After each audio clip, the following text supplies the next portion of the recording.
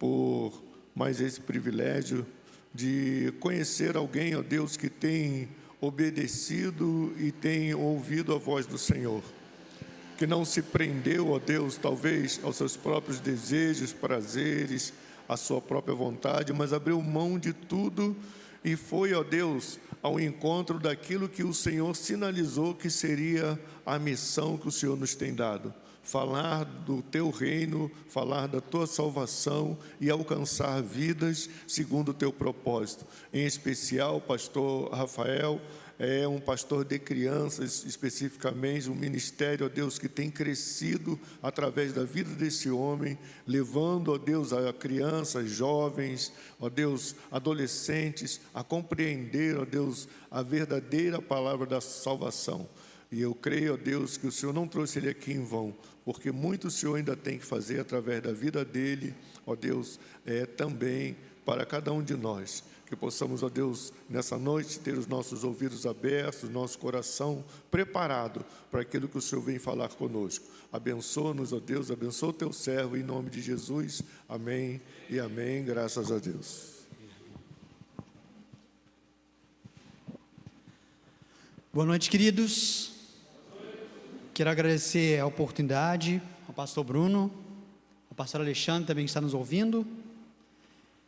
E é um privilégio poder compartilhar com vocês aquilo que Deus tem feito na Europa como um todo. Especificamente, eu tenho trabalhado na Espanha como missionário, eu e minha família, no projeto Família Migovski em Missão. Nós somos uma família, não uma família com missão, mas uma família em missão. É um conceito que eu aprendi lá na Europa, muito importante para a nossa vida. A palavra de Deus diz que, no texto conhecido como ide, o verbo ali, ele seria semelhante ao nosso gerúndio, é o indo. Enquanto você estiver indo, enquanto você estiver vivendo a sua vida, pregue o evangelho. Existem várias maneiras de você pregar o evangelho. Você não precisa, como diz uma canção que a gente cantava quando criança, não precisa atravessar os mares para dar aos outros as novidades do reino dos céus. Você pode falar com a pessoa do seu lado. Posso falar de Cristo ao companheirinho. Eu confesso que eu tinha raiva dessa canção, porque eu queria atravessar os mares mesmo. Como todo missionário, meu sonho era África, era ser missionário na África. Mas Deus mudou muita coisa na nossa vida. E eu vou compartilhar com vocês um pouquinho dessa jornada. Amém, água para o pregador. Faça parte desse ministério e você também. Deus abençoe, amigo. E eu quero compartilhar com vocês um pouquinho daquilo que Deus tem feito, dos desafios, e de alguma forma propor para você se envolver também nesse ministério, que é a nossa proposta. Uma coisa que me encanta é dos 3 reis magos, pessoas que não tinham nada a ver com a história da salvação, nada a ver com os planos de Deus no mundo, eram reis do Oriente, tinham a sua cultura, tinham a sua religião, tinham o seu Deus, mas viram uma estrela no Oriente, e deixaram tudo que tinham ali, para empregar uma jornada sem nenhuma garantia. E me impressiona demais. Homens que a gente não sabe os nomes, né? A tradição fala que era Gaspar, Melchior e Baltazar, mas a Bíblia não fala nada sobre isso. Eu sei porque é muito forte essa cultura na Espanha. Eles não fazem cartinha para o Papai Noel lá não, fazem cartinha para os reis magos. Cada um tem o seu rei mago preferido. Então eles sabem os nomes, né? Mas assim, é coisa da tradição, a Bíblia não fala os nomes deles. Mas de alguma forma, a sua vida está marcada na história, porque eles se envolveram na história que Deus estava escrevendo no mundo, de uma forma única. E você terá a oportunidade essa noite de se envolver também. Bom, quero ler um texto para vocês aqui, em Atos 8, 26 a 40. Um texto bastante conhecido, de um homem, um evangelista chamado Filipe. Diz assim o texto: o anjo do Senhor disse a Filipe: vá para o sul, para a estrada deserta que desce de Jerusalém a Gaza. Ele se levantou e partiu. No caminho encontrou um eunuco etíope, um oficial importante, encarregado de todos os tesouros de Candace, rainha dos etíopes. Esse homem viera a Jerusalém para adorar a Deus, e de volta para casa, sentado em sua carruagem, lia o livro do profeta Isaías. E o Espírito disse a Filipe: aproxima-se dessa carruagem e acompanha. Então Filipe correu para a carruagem, ouviu o homem lendo o profeta Isaías e lhe perguntou: o senhor entende o que está lendo? E ele respondeu: como eu posso entender se alguém não me explicar? Assim convidou Filipe para subir e sentar-se ao seu lado. O eunuco estava lendo essa passagem da Escritura: ele foi levado como ovelha para o matadouro, e como cordeiro mudo diante do tosqueador, ele não abriu a sua boca. Em sua humilhação foi privado de justiça. Quem pode falar dos seus descendentes? Pois a sua vida foi tirada da terra. O eunuco perguntou a Filipe: diga-me, por favor, de quem o profeta está falando, de si próprio ou de outro? Então Filipe, começando com aquela passagem da Escritura, anunciou-lhe as boas novas de Jesus. Prosseguiu pela estrada até chegar a um lugar onde havia água. O eunuco disse: olhe, aqui há água, que me impede de ser batizado? Disse Filipe: você pode, se crer de todo o coração. O eunuco respondeu: creio que Jesus Cristo é o Filho de Deus. Assim deu ordem para parar a carruagem. Então Filipe e o eunuco desceram à água, e Filipe o batizou. Quando saíram da água, o Espírito do Senhor arrebatou Filipe repentinamente. O eunuco não o viu mais, e cheio de alegria, seguiu o seu caminho. Que o Senhor aplique essa palavra no seu coração, amém?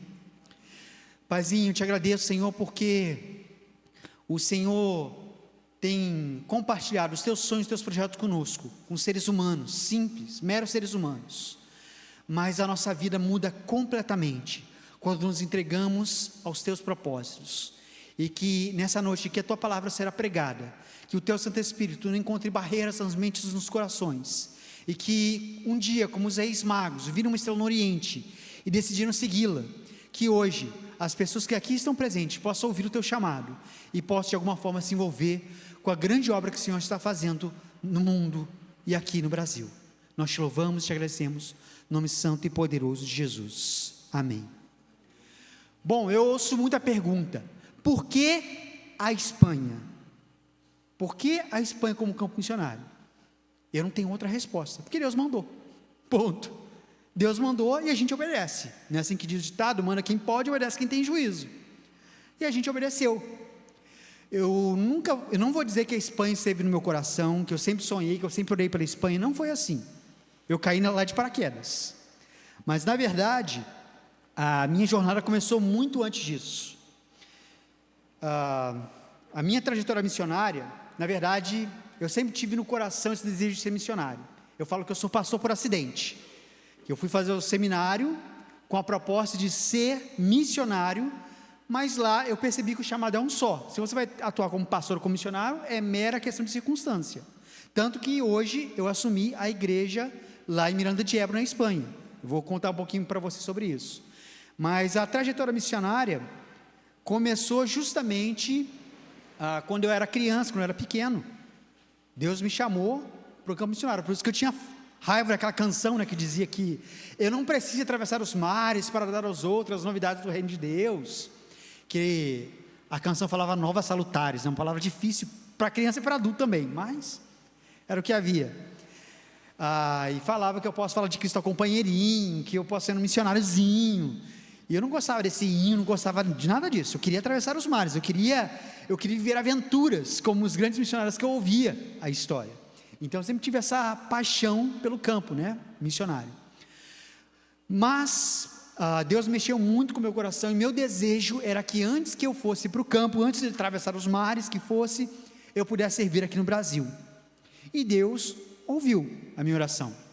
Ele indicou o campo do Amazonas. Eu e minha esposa trabalhamos por 9 meses no trabalho missionário no Amazonas. E foram 9 meses, mas foram uma experiência para uma vida inteira. Tem muitas histórias ali para contar naquela época. Mas não é o foco hoje. E cabe dizer que depois desses 9 meses, o meu primeiro filho nasceu, Natan, e o trabalho lá não podia ter criança.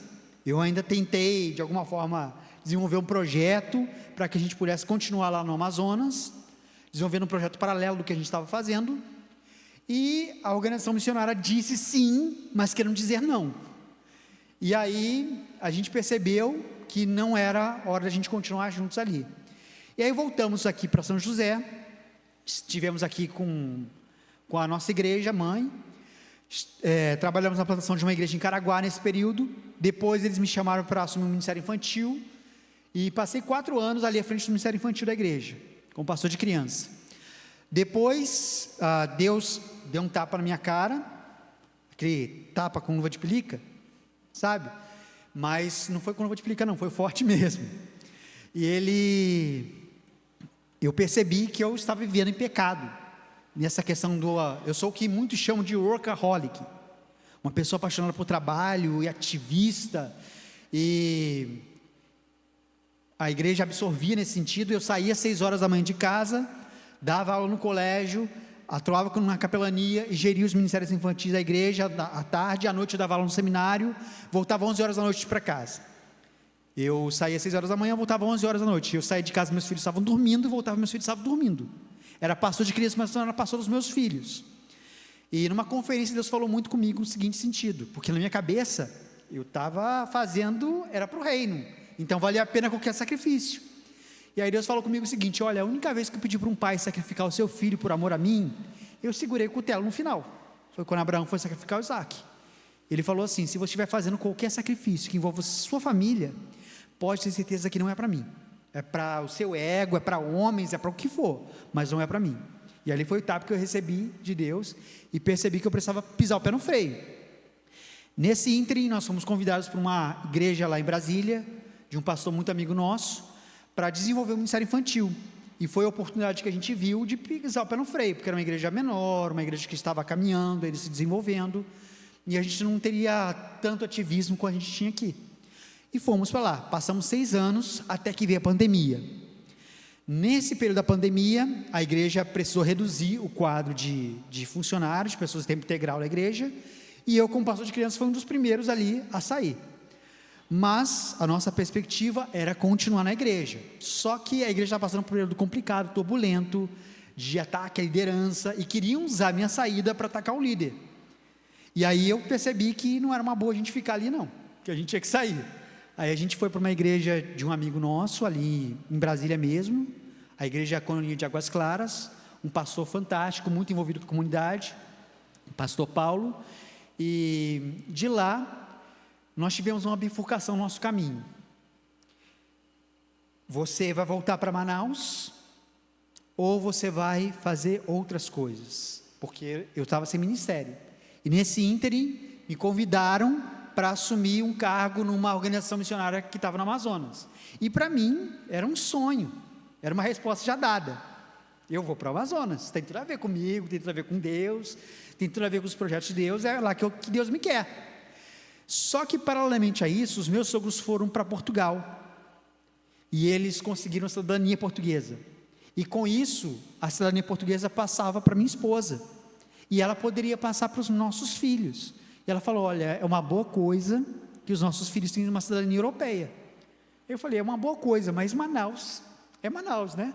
É os sonhos, é o projeto de Deus.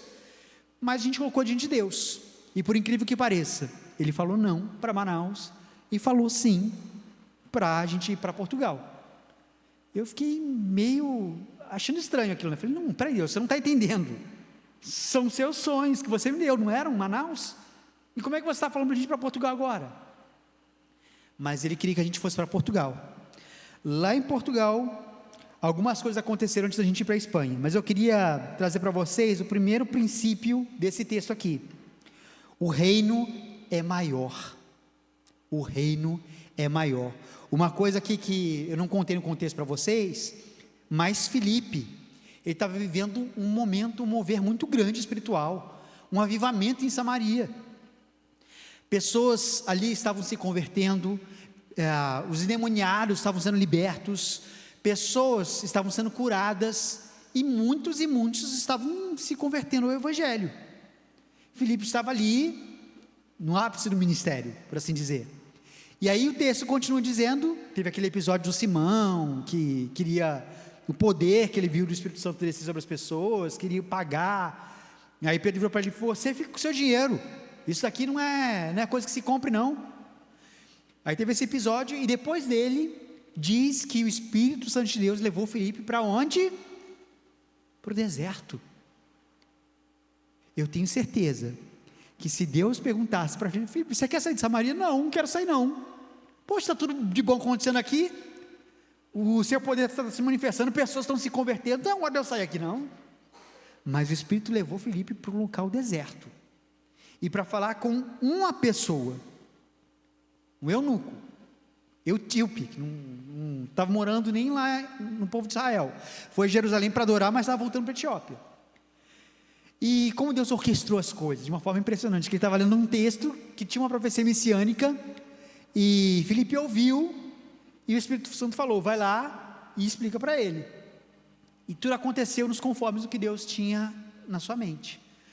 Agora, pensando a critérios humanos, você acha estratégico Filipe ter saído do avivamento que estava acontecendo em Samaria para ir para um deserto para pregar para um cara só? Isso é um fracasso ministerial nos dias de hoje. Pensando a grosso modo, é um fracasso ministerial. Mas Deus tinha planos ali. Deus tinha planos. Hoje a história nos mostra que o evangelho chegou na Etiópia, talvez por meio daquele eunuco que ele pregou e batizou, se converteu. A gente não tem a dimensão do que Deus tem. Por isso que eu digo: como que você foi parar na Espanha? Que Deus mandou, simples assim. Nesse período, a gente teve muita desilusão com a igreja, com a instituição igreja. E quando a gente foi para Portugal, foi de certa forma uma fuga. Como Jonas, fugiu e veio um peixe, engoliu ele e levou para o lugar que ele deveria. Foi mais ou menos o que aconteceu com a gente. Não teve peixe nessa história, mas Deus também deu um trato na gente. Mas a princípio a gente não foi para Portugal pensando no ministério, enviado por uma igreja, alguma coisa do tipo. A gente foi para Portugal fugindo das mazelas da igreja, de tudo que a gente tinha vivido. E tem uma estatística vergonhosa que mostra que 53% das crianças que crescem na igreja tendem a se desviar quando se tornam adultos. Para você pensar, mais da metade das crianças. Se uma fábrica de celulares da Apple, por exemplo, descobre que mais da metade dos seus produtos estão saindo com defeito, eles vão fazer o quê? Para tudo! Vamos descobrir onde é que está o defeito. É inadmissível que mais da metade dos nossos produtos saiam com defeito. Mas essa condição vergonhosa que a igreja tem para apresentar hoje. Mais da metade das suas crianças estão se perdendo. Alguma coisa a gente está fazendo de errado. E a gente tem que mudar isso. Temos que desenvolver isso. E eu era um forte candidato a fazer parte dessa estatística. Porque eu sofri muito com a igreja. Mas eu insisti, não por mim, não pelas coisas, mas pelo que Deus me chamou, pelo que Deus mandou. Manda quem pode, obedece quem tem juízo. E assim a gente permaneceu. Agora nessa trajetória, teve até uma irmã, que eu contei o testemunho para ela, perguntou assim: e como é que você continuou sendo crente depois de tudo isso? E a pergunta dela ficou na minha mente. Eu escrevi esse livro aqui, chamado A Igreja e Seus Desencantos. Você já deve ter ouvido falar daquele filme Encanto, da Disney, que fala sobre família e tudo mais.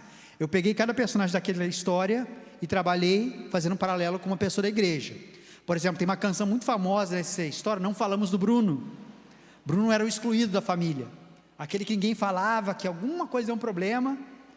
E tem um capítulo que fala sobre não falemos do Bruno, a pessoa que é excluída do nosso meio, a pessoa do qual nós tendemos a não falar, pessoas que afrontam muitas vezes a nossa maneira de compreender a vida, mas são instrumentos de Deus para a nossa mudança, nossa transformação. E eu fiz aqui esse livro, A Igreja e Seus Desencantos, falando sobre esse período, tentando responder a pergunta que essa irmã me fez: por que você continua sendo crente? E eu fiz um paralelo então com essa história de família. E a Disney tem muito a ensinar, viu gente? Eu já ouvi muito falar que a Disney é do diabo e tudo mais, mas a gente foi chamado para redimir as coisas. A Disney não faz coisas demoníacas, a Disney faz facas. Como assim facas? Uma faca, ela tem um serviço, está na mão de um cozinheiro, mas tem uma outra função, está na mão de um assassino. Depende de quem? De quem segura. A Disney, ela não vai fazer, não é assassina. A Disney faz facas. Quem vai usar aquilo é que vai terminar. Bom, a minha missão é redimir as coisas. Então, eu peguei aquele filme e trabalhei nisso. Já fiz várias coisas, inclusive assim também. Aquele Inside Out, de dentro para fora. Fizemos uma série trabalhando as emoções à luz da Bíblia, com os personagens aqui, ó, que a gente desenvolveu. Vou falar um pouquinho mais deles mais para frente.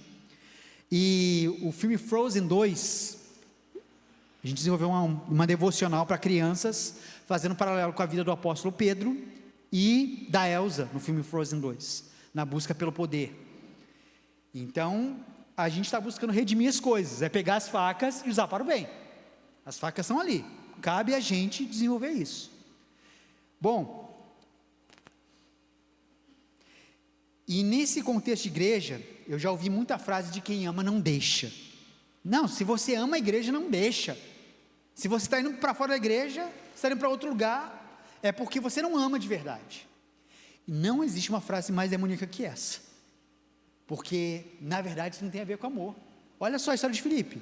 Ele foi tirado de um meio de avivamento e foi levado para um local deserto por causa de uma pessoa só. A questão é, quem te colocou nessa igreja foi Deus, então é onde você tem que estar. Mas se ele tirar, é ele que manda, não é você. Então essa questão de quem ama não deixa é um absurdo, porque eu continuo amando as igrejas pelas quais eu passei.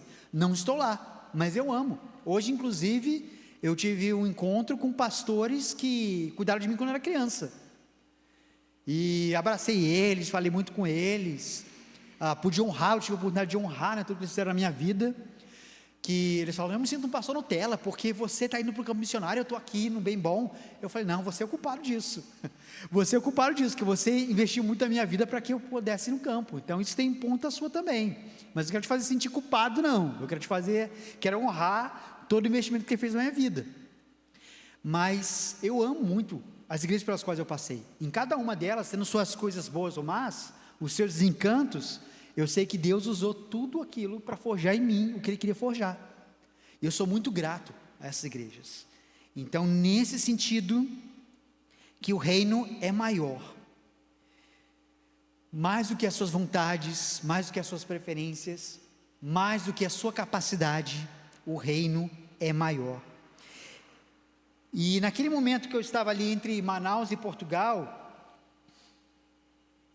colocando ali a questão dos meus sonhos, dos meus projetos, tentando inclinar Deus para poder a gente escolher Manaus, né? Eu percebi que havia uma escolha melhor, que Portugal tinha uma coisa que Manaus não tinha. Portugal tinha um CVD, e o melhor lugar para você estar é no CVD. O que é o CVD? É uma agência de turismo para você descansar, para você viajar? Não. Esse é o princípio 2 do texto. O melhor lugar para se estar é o CVD, Centro da Vontade de Deus. Esse é o melhor lugar para você estar. Deus vai pedir coisas para você que às vezes são absurdas, às vezes são contra aquilo que a gente tem como senso comum, como lógico, mas cabe a você obedecer, porque esse é o melhor lugar para estar. Eu não quero saber para onde Deus vai me levar, mas eu quero ter certeza que é Ele que está me levando, que Ele está comigo. E esse é o princípio que eu tenho trazido sempre para a nossa família. A gente nunca passou mais do que um ano no mesmo imóvel, sempre de mudança. E eu sempre trabalhei com eles essa questão, né? Porque eles não suportam mais isso, eles querem ter o cantinho deles, querem ter a casinha deles, querem ter o lugar deles. Mas eu sempre falo para eles, olha, a gente foi chamado para estar no CVD, nesse centro da vontade de Deus, e é lá que a gente tem que estar. Então, se Ele mandou a gente mudar, vamos mudar. E esse foi a questão de Portugal para a Espanha. A gente passou um ano em Portugal. Quando finalmente eu tive minha documentação ali, minha carteirinha de moradia para Portugal, aí aconteceram algumas coisas que a gente entendeu também a guinada de Deus, né? Eu costumo falar dos meandros de Deus. Eu não sei se você já viu o Rio Amazonas, todo sinuoso assim, aquelas curvas. Aquilo ali a gente chama de meandros. E Deus trabalha com meandros na nossa vida. Porque quando Ele dá um sonho, um projeto, um alvo para a gente, a nossa tendência é traçar uma linha reta, de onde nós estamos até esse alvo. Só que não é uma linha reta que Deus leva você a caminhar, é meandros, é fazendo curvas. Em alguns momentos você parece estar voltando para o ponto de partida, mas faz parte dos meandros de Deus, até você chegar naquele ponto. Foi assim com Moisés, foi assim com José, foi assim com os grandes homens de Deus. Os meandros de Deus sempre estão presentes na nossa vida. E de uma forma impressionante, nós estávamos em Portugal trabalhando, quando Deus mexeu muito com a gente sobre essa questão do ministério. Não foi para isso que eu chamei vocês. Então nós começamos a desenvolver um projeto para a igreja que nós estávamos frequentando. E aí, em conversa com o pastor, ele falou: olha, é muito bom o projeto de vocês, era um português, né? Muito bom o projeto de vocês, mas eu aconselho vocês a conversarem com alguma junta missionária e ter o respaldo de uma junta missionária, para que vocês tenham liberdade de fazer o que vocês querem fazer. E aí ele fez contato com a gente, com um amigo que ele tinha, e por meio dele, nós nos filiamos à CEPAL. Então nós somos missionários da CEPAL hoje. E foi uma alegria muito grande lá em casa, né? Porque tanto eu quanto minha esposa sempre ouvimos falar da CEPAL. Os missionários da CEPAL a gente tinha como grandes heróis, né, da fé. E quando a gente se tornou parte da CEPAL, a gente não acreditava. A gente pulava de alegria e falava para os nossos filhos: nós somos missionários da CEPAL. E eles olharam para a gente: uau, que legal! E o que é isso? Não fazia ideia. Mas foi um momento de muita alegria para a nossa vida. E nesse momento, a gente estava nessa transição. A gente precisava sair da casa onde nós estávamos em Portugal, porque teve problema de infiltração e tudo mais, e os donos precisavam consertar a casa, e nós teríamos que passar alguns meses fora. E nesse momento, os meus sogros que tinham ido para Portugal, estavam na Espanha, porque tinham encontrado trabalho na Espanha e estavam trabalhando. E aí nós vimos a possibilidade de passar uma temporada com os meus sogros, aproveitar o tempo que a gente precisaria, né, de ter uma casa, e vamos passar uma temporada com eles lá na Espanha. Mas como era um tempo meio que indefinido, a gente precisou matricular os nossos filhos na escola da Espanha, morrendo de medo, que o nosso grande medo de ir para a Espanha era a barreira da língua, principalmente para os nossos filhos. Só que um medo desnecessário, porque em um mês estavam falando fluentemente o espanhol, ninguém dizia que eram brasileiros, ninguém dizia que eram estrangeiros. Com um mês o Natan estava apresentando trabalho na escola, falando castelhano ali, impecável. Enfim, os pais têm um pouquinho mais de dificuldade, né? Eu peno um pouquinho hoje ainda para falar o castelhano, e agora o português também. Às vezes a gente esquece algumas palavras em português e muda. Se eu gaguejar aqui, gente, não é questão de brasileiro que foi para o exterior quer se mostrar com sotaque, não, tá? É porque é dificuldade mesmo, de comunicação. Eu admiro muito a minha filha. Ela fala assim: não, pai, tem gavetinhas. Tem a gavetinha do espanhol, eu abro ela e falo espanhol. Tem a gavetinha do português, eu abro ele e falo português. Eu falei: eu admiro muito sua capacidade. Eu não tenho essa, não. Eu não tenho gaveta nenhuma na minha mente, é tudo misturado. Inclusive eu nem falo mais inglês hoje, eu perdi inglês aprendendo espanhol. Eu entendo, e as pessoas tendem a falar comigo em inglês, que pensam que eu sou estrangeiro, que eu sou americano, e vem que o sotaque é esquisito no espanhol, aí começam a falar comigo em inglês. Eu entendo, mas eu respondo eles em espanhol, porque eu não consigo mais falar inglês. Eu não tenho essas gavetinhas da minha filha, não tenho essa capacidade, não. Então eu peno um pouquinho com a língua, realmente. Mas enfim, fomos para a Espanha, nos filiamos à CEPAL. A CEPAL até perguntou: peraí, mas vocês vão estar em Portugal ou vão estar na Espanha? Vão desenvolver esse projeto em Portugal ou desenvolver esse projeto na Espanha? E aí a gente falou: olha, nossa intenção inicial, quando começamos o processo de filiar-nos à CEPAL, era desenvolver esse projeto em Portugal. Mas agora, diante das coisas, diante dos nossos filhos, da nossa família, nós vamos desenvolver esse projeto na Espanha. E assim, a gente sentiu como Esther, foi para um momento como esse que Deus te fez rainha. Parece que toda a história que a gente viveu, as experiências que a gente viveu, a Igreja de Seus Desencantos, o projeto Para Que Nasci, que é um trabalho que a gente desenvolveu com crianças, para explicar o sentido da vida para as crianças. Criamos personagens, histórias e canções para eles. Tudo isso parecia que era o momento daquele que a gente está vivendo naquela ideia de ir para a Espanha. Por quê? Diferente de Portugal, de outros países da Europa, a Espanha sempre foi muito fechada ao Evangelho. Era um país muito católico, como Portugal era. Porém, ao longo da sua história, teve ali um ditador chamado Franco, que impôs uma ditadura pesada, e a Igreja Católica se aliou a ele. E ao longo desse processo teve muitos problemas, inclusive com venda de crianças, que a Igreja Católica pegava as crianças, dava atestado de morte, Aí os pais saíam do hospital sem a criança, mas a criança estava viva. Eles vendiam para outros pais que queriam adotar. E até hoje tem programas que fazem ali de reencontros familiares, que nunca viram a família de verdade e agora se encontraram. Mas isso tudo fez com que as pessoas tivessem uma aversão, não só à Igreja Católica, mas a tudo e qualquer tipo de religião. Então, uma geração mais antiga, há uma geração mais antiga na Espanha, de pessoas muito religiosas, católicas.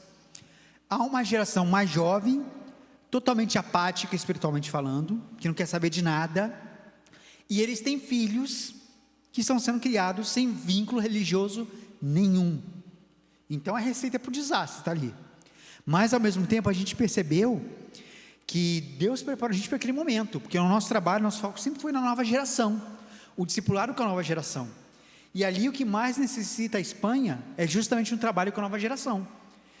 Porque, convenhamos, trabalhar com adultos quebrados é um trabalho pesado, muito a longo prazo e muitas vezes sem fruto. Agora a criança, ela está numa fase da vida em que o que você plantar dá, coisas boas ou ruins. E a criança, além, diferente do adulto, tem a vida inteira pela frente. Falaram com o evangelista Moody uma vez: Moody, como é que foi o culto evangelístico? Foi uma bênção, 2,5 pessoas se converteram. Aí a pessoa fez os cálculos, 2,5 pessoas, como é que tem meia pessoa? Já sei, Moody. 2 adultos e uma criança se converteram. Ele falou: não, contrário, 1 adulto e 2 crianças. Ele falou: peraí, mas como assim? Não bate o cálculo. Ele falou: 1 adulto e 2 crianças, 2,5 pessoas. Porque quem ganha uma criança para Jesus, ganha uma vida inteira. Quem ganhou um adulto, ganhou meia vida. É nesse sentido que a gente percebe o valor que a criança tem para o reino de Deus. A minha conversão se deu quando eu tinha 3 para 4 anos de idade. Eu me lembro daquele momento. Foi uma pregação de um ex-pai de santo, chamado Mário Lúcio.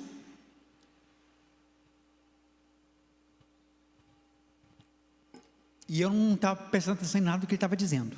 Era uma criança de 3 para 4 anos de idade, né? Estava brincando com meus dedinhos naquele buraquinho dos bancos de madeira de colocar o cálice. Ele estava fazendo isso, como qualquer criança de 3 para 4 anos de idade, num culto de adultos. Mas o apelo daquele pastor me chamou a atenção.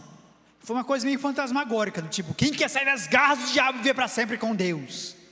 E eu estava brincando ali, eu chatelei os meus olhos, né? Olhei ao redor como quem diz: ninguém quer sair das garras do diabo aqui nessa igreja não. Olhei para os meus pais como quem diz: nem vocês. Eu falei: mas eu quero. Eu levantei a mão. E aquele pastor fez uma coisa impressionante, que dificilmente a gente vê um pastor fazendo hoje em dia. Porque geralmente quando uma criança tão novinha levanta as mãos respondendo ao apelo de um pastor, ele geralmente age de 2 maneiras. Primeiro, ele desperta coragem no auditório usando a criança, falando: amém, um corajoso levantou a mão, vamos ver quem é o próximo. Mas ele, em nenhum momento ele fala que o corajoso é uma criança de 3 para 4 anos de idade. Ou então o pastor finge que não viu a criança, ignora completamente. A criança está levantando a mãozinha lá: quem quer aceitar Jesus? A criança se esticando, ele olha por cima. Quem quer aceitar Jesus? A criança está quase com um pompom e uma placa de neon dizendo eu. E o cara não vê, finge que não viu. Mas aquele pastor Mário Lúcio, ele agiu de uma forma diferente. Ele me chamou lá na frente da igreja toda e perguntou: qual o seu nome? Eu falei: meu nome é Rafael. Ele falou: a partir de hoje seu nome é Rafael de Jesus. E aquilo marcou tanto a minha vida, que depois, quando dava meu nome completo para cadastro na escola, eu falava: Rafael Peixoto Migovski Pinto de Jesus, põe aí. E aquele pastor ainda escreveu uma carta para mim, ressaltando quão importante foi aquela lição que eu tomei. Eu não sabia nem ler, gente, tinha 3 para 4 anos de idade. Mas ele teve o cuidado de escrever uma carta. Não é só uma coisa de púlpito que a gente faz ali, para fazer uma média perante a igreja, porque só uma criança de 3 anos respondeu ao meu apelo, fracasso para muitas pessoas, vou fazer uma média aqui. Não foi. Ele escreveu uma carta para mim. E eu provavelmente fui um dos seus últimos frutos, porque ele veio falecer logo depois. Ele tinha problemas cardíacos, foi fazer um exame e ele faleceu nesses exames. Mas de alguma forma o ministério dele está vivo através de mim. Por quê? Investiu seu tempo numa criança de 3 para 4 anos de idade, que cresceu, se transformou em um pastor de crianças, dedicado a dar às crianças a mesma atenção que o dia recebeu. E isso se chama discipulado. Esse é o processo. Eu fiquei sabendo que o pastor Mário Lúcio teve um filho, que tem a minha idade mais ou menos, Mário Lúcio Júnior, que é doutor, um médico hoje no Rio de Janeiro, e se Deus quiser eu vou me encontrar com ele a semana que vem, para a gente fechar esse ciclo, essa história ali, né? Compartilhar algumas pérolas. Mas essa é a questão. O melhor lugar para você estar é no CVD, no centro da vontade de Deus. Passe o que passar, aconteça o que acontecer. Então, a gente tinha feito um trabalho chamado Para Que Nasci, que explica o sentido da vida para as crianças, através de personagens humanos e animais, como para resgatar o lúdico das crianças. Um programa que trabalha com musicalidade. E agora eu estou aproveitando esses personagens para trazer uma perspectiva na Espanha. Então a gente tem um curso chamado Genius, que a gente une o ensino de cognição, uma inteligência cognitiva, através do ábaco, do soroban, desenvolvendo cálculos mentais, inteligência, agilidade no pensar, e unindo a isso também a inteligência emocional com valores bíblicos. É uma forma que a gente está encontrando de entrar nas escolas de uma maneira subliminar, porque ela é muito fechada, qualquer coisa evangélica, qualquer coisa cristã. Cheirou a religião, eles não querem, não pode. Mas a gente está entrando com uma outra forma ali, mais lúdica, mais subliminar, mais para que a gente consiga entrar nos corações ali. Então o curso Genius está desenvolvendo isso. Na igreja, inclusive eu estou trabalhando com animação, agora que a Revolução da IA permite isso, né? Então a partir de um mero guionista, um mero escritor, e estou me tornando agora um animador, graças a IA. E aí eu estou fazendo desenhos animados com esses personagens para ministrar para as crianças no domingo. Então a mesma mensagem que a gente prega no domingo, a gente prega para as crianças também com os personagens, de uma forma que elas entendam. São 6 quadros, 6 animações, em cada uma delas, entre elas tem uma dinâmica para se aplicar com as crianças. E assim elas vão sendo ministradas, segundo inclusive os órgãos sensoriais, visão, audição, olfato, paladar e tato. É uma forma didática que a gente encontrou de garantir que toda criança, independente da sua especificidade, ela aprenda. Então, fazendo uma explosão sensorial. Vamos fazer uma dinâmica voltada para a visão, uma dinâmica voltada para o olfato, uma dinâmica voltada para o tato. Cada um aprende de uma forma diferente. A gente faz uma explosão sensorial para que, independente da forma que a criança aprenda, ela consiga gravar os valores cristãos. E assim a gente espera gerar um grande avivamento ali na Espanha. Vai começar pelas crianças. E escrevi um livro também chamado Ecos de Belém. Eu não sei quantos aqui já assistiram The Chosen, mas me encanta a forma como... Me encanta é uma expressão espanhola, tá, gente? Eu sei que faz sentido para vocês aqui, mas faz muito mais sentido lá na Espanha. Mas eu gosto muito do The Chosen. O que mais me impressiona no The Chosen é a forma como eles conseguem colocar uma coisa bíblica num contexto totalmente inovador que você não tinha visto. Eu escrevi um livro chamado Ecos de Belém nesse sentido.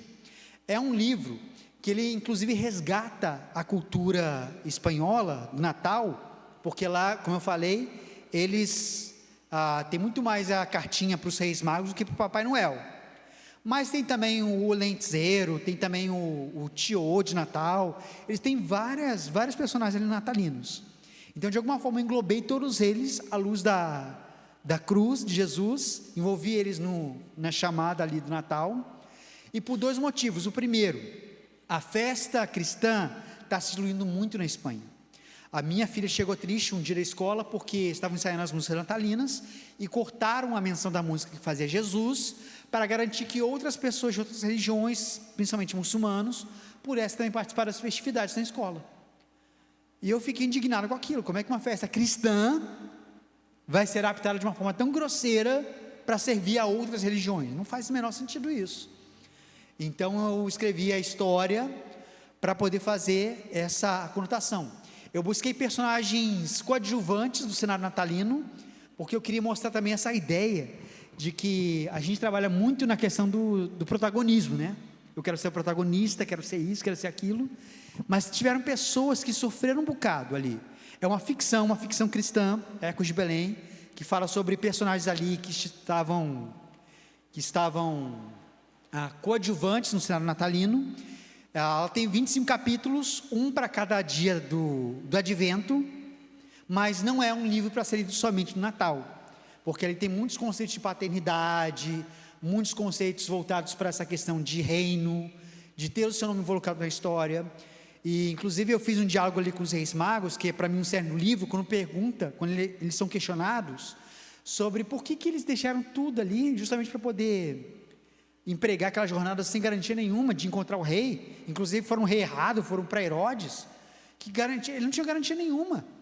Mesmo assim empregaram uma viagem longa, duradoura, de mais ou menos uns 2 anos.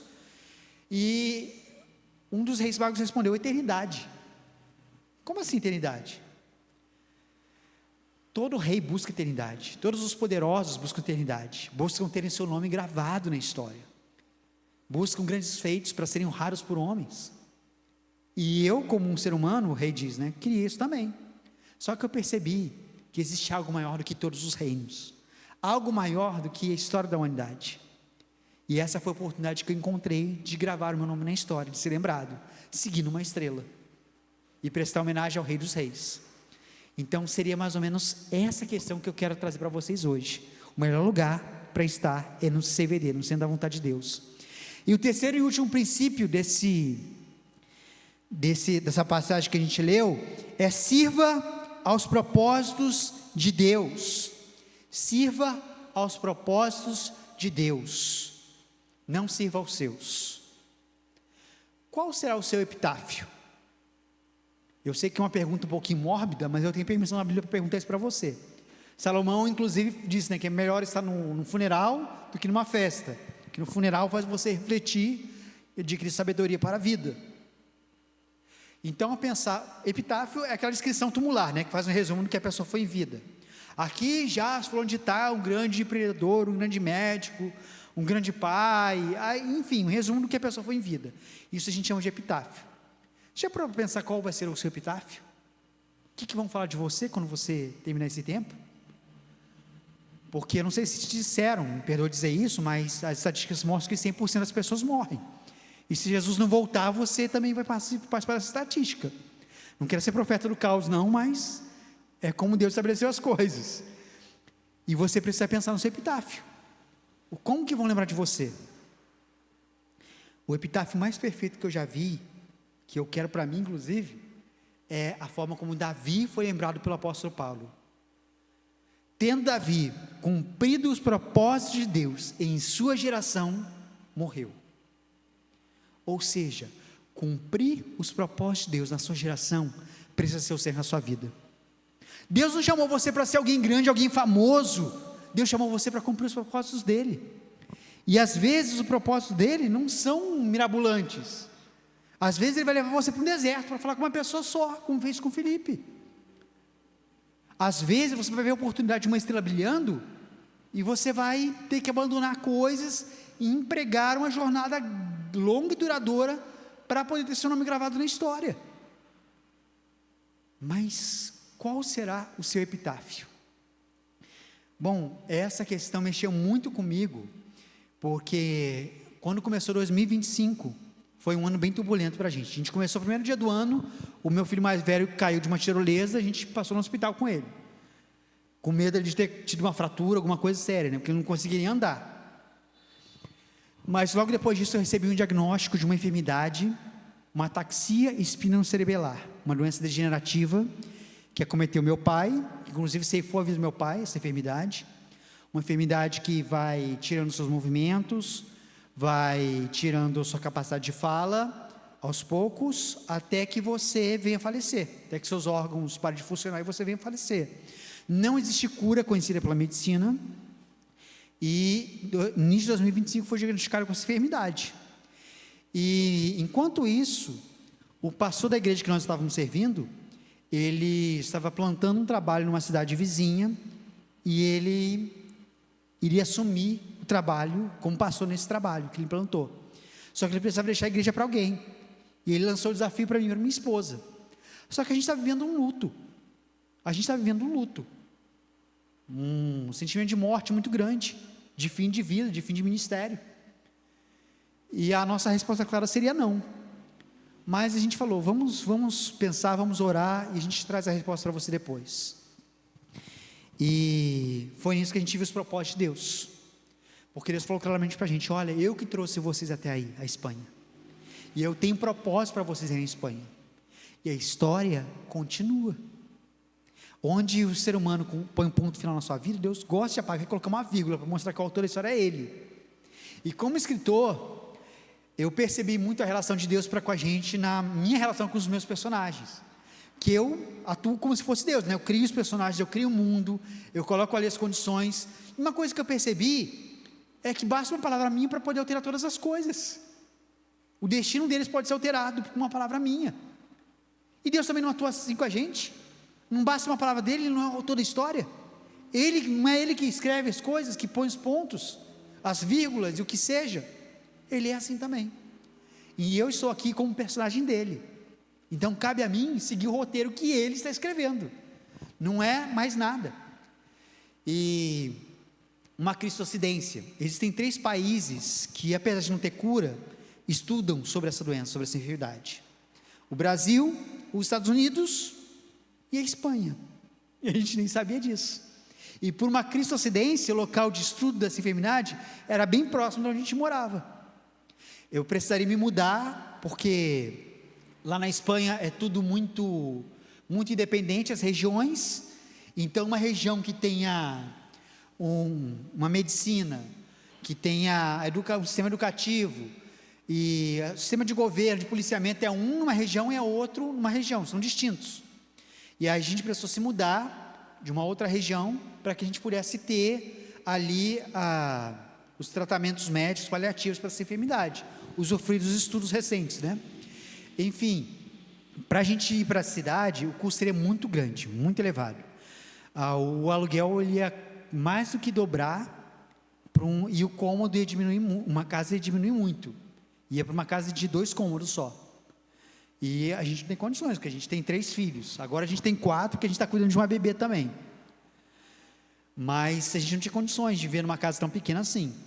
Mas Deus, Ele nos deu uma casa para a gente morar ali, no meio, entre as 2 grandes cidades, aonde está a nossa igreja, e aonde eu precisava estar para o tratamento de saúde, bem no meio, numa zona rural. E quando a gente foi nessa casa, para ver ali, para alugar, a Nayara, minha esposa, olhou e falou: Rafael, é a casa que eu sempre sonhei, casa de vó que ela fala, né? Que tem os azulejinhos, tem cadeira de balanço, relógio cuco, aquelas coisas antigas. Era o sonho dela. E ela conta isso, esse testemunho: olha, Deus tratou comigo nesse momento de luto que eu estava vivendo, porque eu percebi que os sonhos continuam, a história continua. Deus estava falando comigo: olha, o sonho que você sempre teve, eu ouvi, eu considerei, estou me permitindo que vocês vivam nesse sonho agora. A história continua. Eu chamei vocês aqui para a Espanha para um propósito, então vocês precisam continuar o que eu chamei vocês. E nesse sentido, a gente pegou essa palavra e continuamos. Assumimos ali a liderança da igreja há 3 meses. Estou como pastor da igreja Batista de Miranda de Ebro, trabalhando ali com a nova geração, continuando os projetos missionários que a gente estava, mas agora também cuidando de uma igreja. E tem uma poesia que minha mãe restava muito para a gente quando a gente era criança, de Mirti Matias, chamada Caminhos. E essa poesia, ela mexia muito comigo. Às vezes a gente até zombava um pouquinho da minha mãe, né? Porque sempre chegava numa parte que falava dos vermes. Ó Deus, seus olhos estão sobre a eternidade, contempla o céu e sua imensidade e vê os vermes se arrastarem no chão. Ela sempre dava uma pausa ali para explicar que os vermes somos nós. E aí eu e minha irmã até a gente brincava, né? Falava: lá vem ela, vai falar poesia, falar aquela parte que os vermes somos nós. E ela sempre falava, sempre dava uma pausa para falar. Mas a poesia em si, ela impregnou uma coisa muito forte na minha vida. É a ideia do protagonismo. Eu quero ser o protagonista. E a poesia, ela quebrava muito isso. Ela falava: olha, talvez eu não tenha sorte das estrelas, que elas brilham dando inspiração, mas o que me importa é a tua aprovação, ser tudo aquilo que queres que eu seja. Esse é o lugar para você estar, é o centro da vontade de Deus, cumprir os propósitos dele, não os seus. E não existe coisa melhor do que isso. Jesus disse que o vento sopra onde quer, você ouve sua voz, mas não sabe de onde vem, nem para onde vai. Assim é todo aquele que é nascido do Espírito. E assim somos nós, amém, irmãos? Que Deus abençoe a sua vida. E nós estamos hoje lá na Espanha, pastoreando essa igreja de Miranda de Ebro. Esse diagnóstico da enfermidade trouxe uma dificuldade muito grande para a gente, inclusive teve a possibilidade de eu me aposentar por invalidez, porque eu não posso mais continuar trabalhando lá. A gente era bivocacionado, tínhamos o trabalho secular, que era grande parte do nosso sustento, e a outra parte eram os mantenedores que apoiavam o nosso ministério.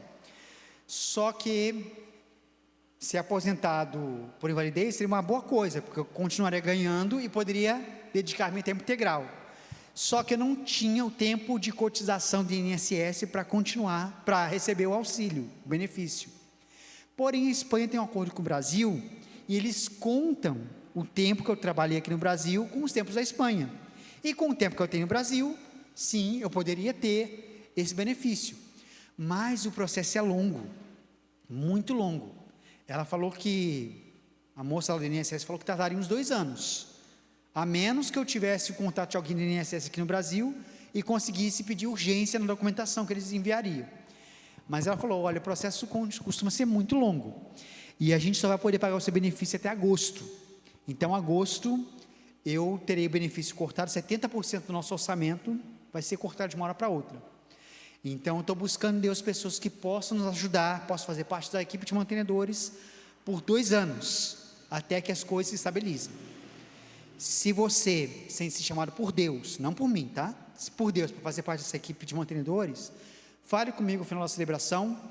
Eu tenho também alguns livros aqui que eu vou deixar como recurso para vocês. Eu não tenho físicos, o físico que eu tenho são pouquinhos, porque agora com a revolução da internet, né, a gente não fica levando livro para lá e para cá, ainda mais que a gente viaja, é um peso muito grande para carregar. Então a gente tem ali os QR Codes do livro, e se você se interessar por algum desses físicos aqui, você pode comprar no QR Code, ele vai ser enviado fisicamente para sua casa, tá bom? Bom, eu quero orar com vocês nesse momento, e agradeço muito pela oportunidade que tem de compartilhar. Se você tiver alguma dúvida, alguma coisa, estou aqui para poder falar com vocês também, sobre o que Deus tem feito com a gente, através da gente lá na Espanha, amém? Paizinho, nós te louvamos, te agradecemos, porque somos nascidos do teu Santo Espírito, e como pessoas nascidas do seu Santo Espírito, nós somos como o vento, ninguém sabe de onde vem ou para onde vai, mas nos agrada estarmos sempre no centro da tua vontade. Cada coração aqui presente nessa noite, possa de alguma forma estar envolvido naquilo que o Senhor tem feito, na história que o Senhor está escrevendo, na humanidade, em cada país, em cada nação, em cada cidade, que eles se comprometam, se envolvam com a história de São José dos Campos, com a história do Brasil e também com a história que o Senhor está escrevendo no mundo. Paizinho, nós te louvamos, porque somos coparticipantes do teu sonho, comissionados na mesma missão que o Senhor incumbiu Jesus.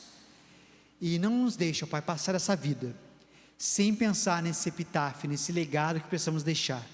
Queremos servir aos seus propósitos nessa geração.